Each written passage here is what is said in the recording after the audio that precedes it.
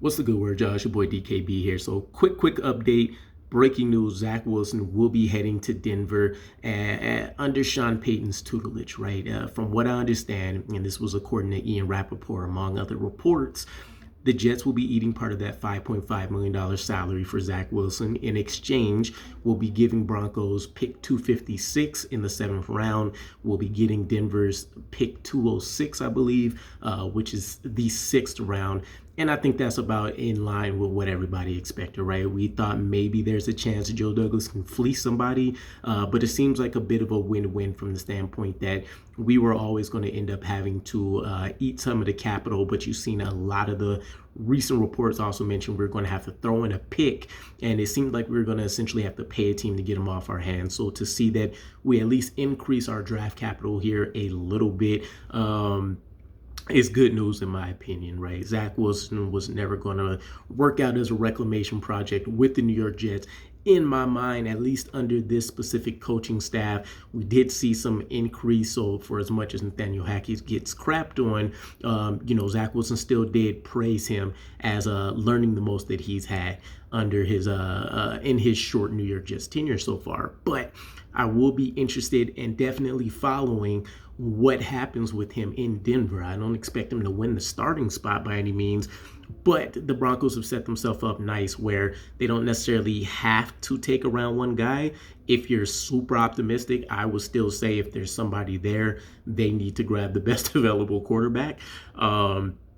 But Sean Payton's cooking with fire now, right? He's playing with at least a guy that has a lot of the tools that he'll be looking for. And for those naysayers, I would point to the fact that you did see a huge developmental increase, if you will, from Russell Wilson with what we've seen under Nathaniel Hackett to what he was under Sean Payton, which was arguably a top 12 quarterback in the league once again. And for, I would say, huge stretches of the season, probably a top 7 quarterback. So it didn't really work out, and that makes a ton of sense. Russell Wilson isn't necessarily a backyard football guy, but he likes to utilize his legs. He likes to be able to shift the pocket, put some stress on the defense, take his shots down the field, kind of have a bit of a controlled offense in a chaotic fashion, if you will. And that didn't mesh with Sean Payton, right? He likes timing. He likes precision. He likes to know exactly what's going to essentially happen the way he's drawn it up on any given play. And so those ideologies never really meshed together really well. But with Zach Wilson, he has a guy that we've seen pull it off in short spurts. So maybe he can find a way to make it work for 1 year as they get a rookie acclimated and accustomed to. So who knows? We may see Zach Wilson in a starting role once again, if Denver especially doesn't do something crazy like take a quarterback in the first round.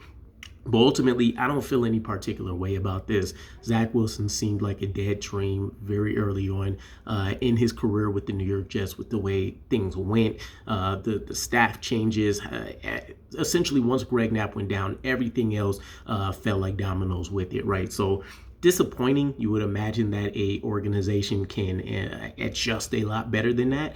And hopefully, as we've seen Robert Saleh and Joe Douglas talk about very frequently, they learn from its experience. It seems more ideal than ever now that we take a quarterback in this particular draft. You just had Joe Douglas talking about having a quarterback factory, regardless of if those guys develop into something for us or not, just depending on timing and availability, but being able to turn those into future resources, etc. So who knows? Maybe this indicates that we take somebody in the 4th round if they drop, like a Michael Pratt or a Joe Milton or a Jordan Travis, if they happen to be there, instead of waiting to the 7th and choosing from a guy like a Sam Hartman, a Devin Leary, a Keaton Slovis. So we'll see how this pans out. Let me know what you guys ultimately think, though, and I'll catch you again.